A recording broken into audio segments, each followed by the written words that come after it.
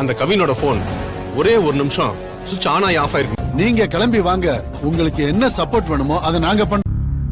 இவ்வளவு விஷயமும் எதை காட்டுது? அத உங்க விஜய் தம்பி எங்கேயோ போய் தேடி புடிச்சு வாங்கிட்டு வந்துட்டாரு.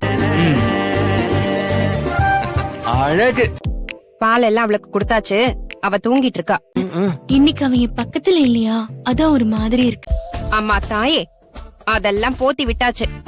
தம்பி, அவ ஏன் எனக்கு இத்தனை தடவை போன் பண்ணிக்கிட்டே இருக்கா? டிபார்ட்மெண்ட்ல தான் ஒர்க் பண்றாங்க.